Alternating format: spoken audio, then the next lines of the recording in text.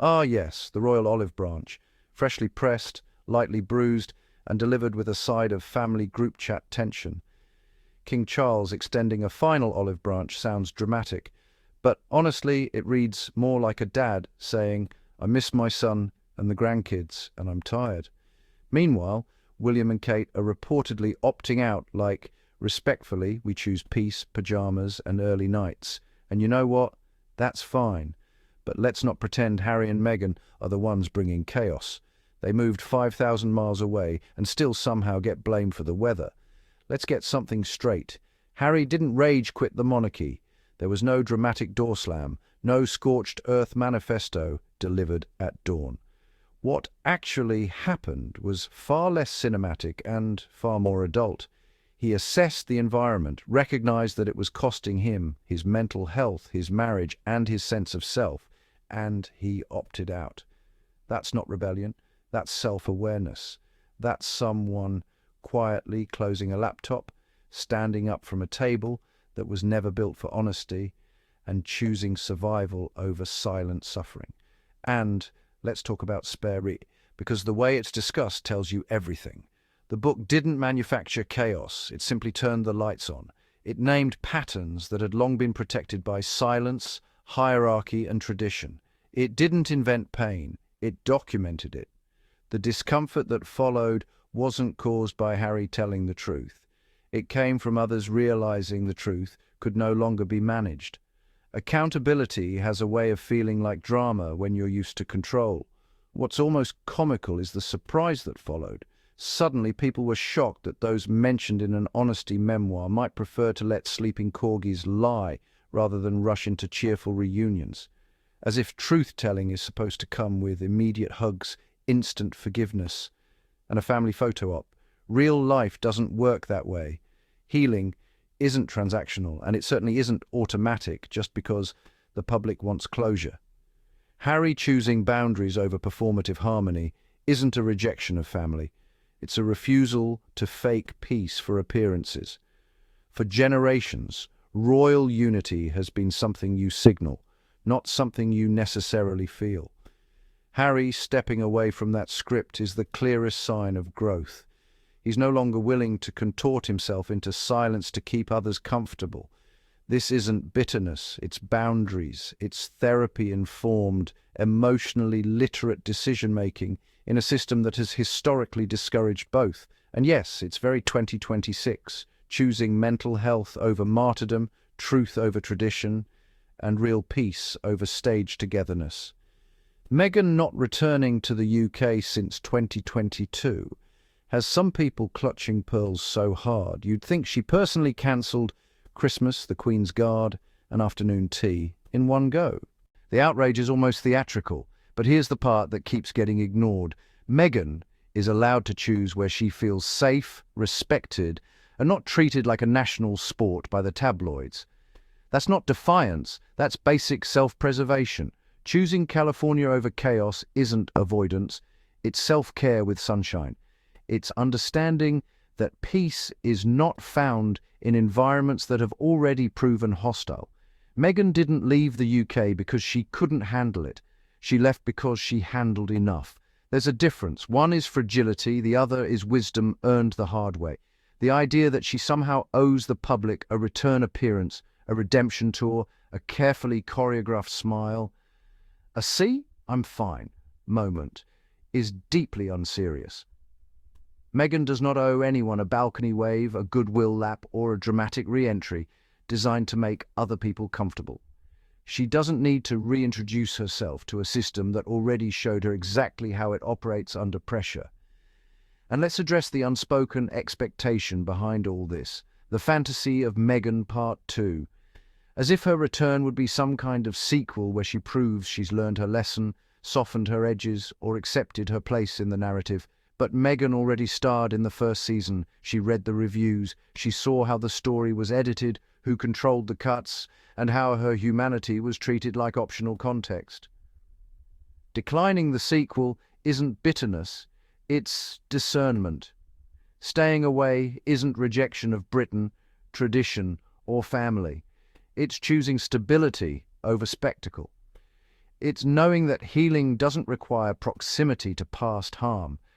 And in a world that still expects women to endure discomfort quietly for the sake of optics, Meghan choosing herself isn't controversial.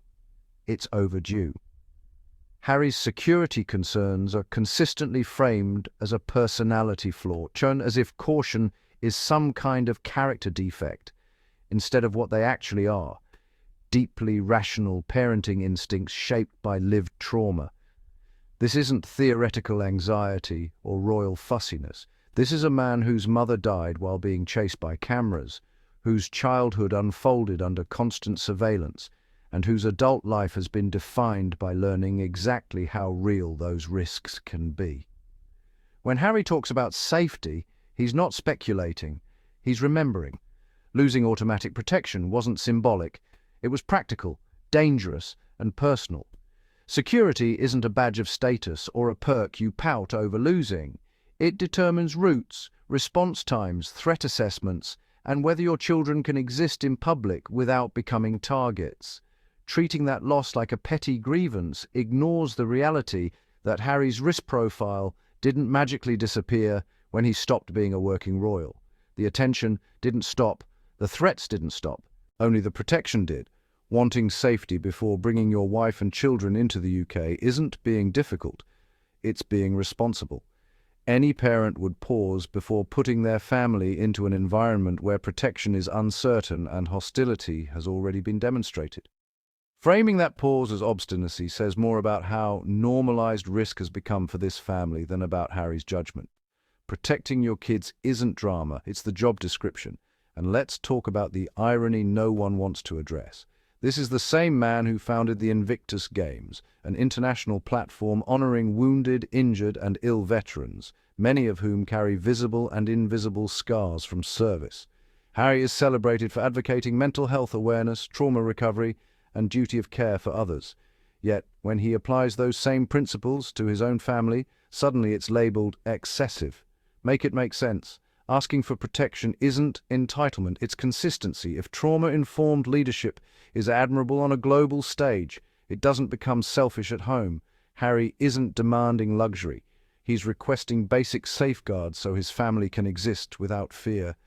And if that makes people uncomfortable, it's not because the request is unreasonable. It's because it forces a reckoning with how casually his safety has been dismissed for years. Now enter Highgrove House, otherwise known as Royal Airbnb Countryside Edition. Think less Buckingham Palace chaos, more soft-focused BBC documentary energy, a private estate, a controlled environment, actual gates, fewer paparazzi hiding behind hedges like NPCs waiting to unlock a side quest. Suddenly, the idea of a visit doesn't sound like a media ambush. It sounds like a sensible plan drawn up by adults who understand risk assessment and emotional bandwidth. And that's exactly why this setup works. Highgrove isn't a palace dripping in symbolism and surveillance. It's a space where movement can be managed, privacy can be protected, and nobody needs to perform for cameras. No balcony appearances, no awkward car arrivals, no press pack narrating who blinked first, just calm countryside and the radical concept of not turning family time into breaking news. Let's also appreciate the energy shift here. This isn't come back and face the music, it's let's meet somewhere neutral, quiet, and secure. That's not capitulation or drama, that's compromise. The kind where everyone gives a little so no one has to sacrifice their peace entirely. In royal terms, that's practically revolutionary. And yes, let's be honest, Highgrove absolutely feels like the kind of place where King Charles would proudly offer organic vegetables he personally knows by name, a basket of produce, a lecture on sustainability, maybe a gentle monologue about soil health. It's wholesome, it's specific, it's not hostile. And frankly, it's a much better backdrop for cautious reconnection than a palace corridor echoing with history and unresolved tension. If Harry and Meghan ever do agree to visit, this kind of environment signals intention without pressure. It says, we're open to peace, but not at the cost of safety or sanity. That's not scandalous, that's emotionally literate. And in a family famous for mistaking endurance for harmony, choosing a low-drama, high-boundary setting isn't avoidance, it's progress. Compromise doesn't always look like grand gestures. Sometimes it looks like choosing the quietest possible location and letting healing happen without an audience. And honestly, that's the most adult royal plot twist we've seen in years. At the end of the day, this story isn't really about sides, it's about seasons. People grow, roles change, and relationships evolve in ways that don't always sync up neatly. William and Kate choosing distance right now doesn't make them villains or cold. It makes them parents and public figures prioritizing stability and calm in a chapter where they clearly want less noise, not more. Wanting peace isn't a character flaw, especially when your life already comes with a global audience. In the same breath, Harry and Meghan choosing boundaries doesn't make them rebels or provocateurs. It makes them adults who've learned, sometimes painfully, that access without safety is not connection, it's exposure. They're no longer willing to trade their mental health or their children's sense of security for optics that satisfy everyone except the people living inside the story. That's not defiance, that's discernment. And King Charles wanting reconciliation. That doesn't automatically mean strategy or manipulation. Sometimes it really is just a father aging into reflection, aware of time, legacy, and the quiet ache of distance from grandchildren he barely knows.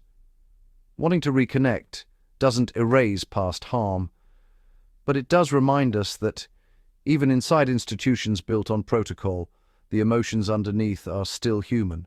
What's genuinely refreshing is that, for once, no one appears to be forcing a narrative at the expense of themselves. Harry and Meghan are no longer contorting their lives to fit royal expectations or sacrificing well-being for ceremonial harmony. They're choosing safety over symbolism, sanity over spectacle, and their children over tradition. That choice alone reframes the entire story. This isn't a breakdown, it's a recalibration.